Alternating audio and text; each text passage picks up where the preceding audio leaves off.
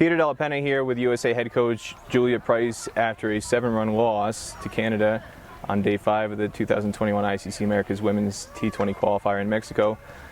Coach, first loss of the tournament, what do you feel was the #1 reason why you came out on the wrong end today? Definitely, I think it was our batting. I think our plans are pretty poor.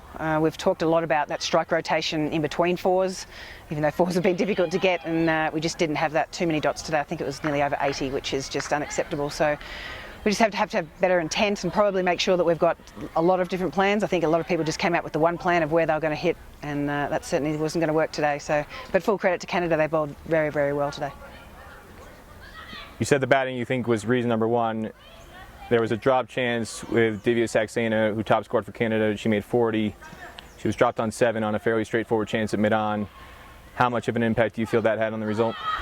I think it had a pretty big impact, but at the same time, and we had them 85 at the end of 20, and if we can't chase down 85, we're in a bit of trouble, I think. So I think, again, I'm just going to go back to the batting on that regard. Occasionally you're going to drop a few catches. They dropped us a couple of times as well, so to me it just definitely comes back down to our batting, and I think that's been the case for this whole tournament, in fact.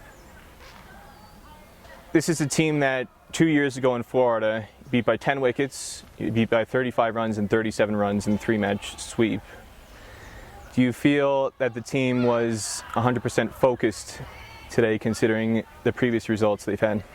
Yeah, they've been pretty good. We've been having some good chats about what we should do, and not that we want to make any excuses, obviously, but Tara Norris and Sahani Thadani, who've been our two sort of best bowlers for the tournament, had to sit out today due to some illness, but don't want to really use that as an excuse. But a few people are just feeling a little under the weather, but same time, as I said, 85, it's not a huge total to be able to chase down, it's just over 4, so I think maybe they were a little bit flat because of feeling a little seedy, but at the same time, it's still playing for your country. You've just got to suck it up and get out there and do it. You mentioned playing for your country. There was a moment in the field today where Uzma Iftikhar at square leg was shouting to third man on the boundary, asking for the Pakistan score. What kind of message do you think that communicates to the team on the opposite side of the field? Yeah, I wouldn't say that's good. I didn't realise that she'd done that, but we'll definitely be having a chat after the game about that. We need to be solely focused on these games. I mean, I don't think they're getting complacent, but at the same time, going 5-0 today would have been a guarantee for us to go through to the qualifiers for next year, and that is a little disappointing, particularly from a senior player if she is doing that. Do you feel that a player who's doing that is 100% committed to representing USA? Yeah, I do. It was probably just a bad mistake and a bad bit of judgment at that part, maybe just feeling a little too overconfident, but Uzi's been working pretty hard to get in the team this year. She knew she had to do a fair bit of work.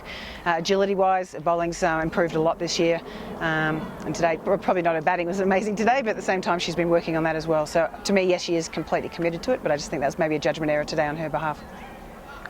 In terms of a silver lining that could come out of today, the team didn't look like they were challenged too much or stretched too much before this game. Yep. If it becomes a wake-up call for USA, what is the #1 thing that you think the players will take out of this going forward that will help them to be better prepared in the future?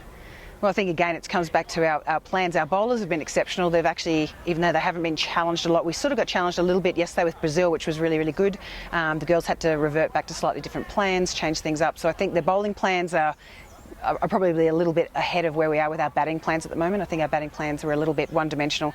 So to me, what they need to come out is make sure that they're rotating the stroke, they're hitting in good areas, they're finding space. At the moment, they seem to be looking at fielders and just picking them out everywhere. So to me, they need to be looking at that space. What is their boundary option each over, and how they're going to continue to rotate the strike in between. So we should be getting 6, 7, 8 and over. You talked about the dot balls, again, on the batting side, which was a huge issue, but on the bowling side, that opening partnership going as long as it did, 65 runs, not having Tara Norris, not having Sahani Thadani today, Yep. Did you feel like your bowlers were exposed a little bit? Yeah, absolutely. Certainly exposed a little bit, and possibly far too many attacking fields, I thought, today. I think we could have actually put a few back. We know how they both bat, and we know that Saxena loves to take on the leg side, and we didn't really probably set defensive enough fields. I think occasionally we get a little bit confused as to whether it's being defensive or whether it's being smart, and I think we probably could have put our field back a little bit more, a little bit earlier, just to take advantage of the hitting on leg side. Anything else you want to say about today's performance?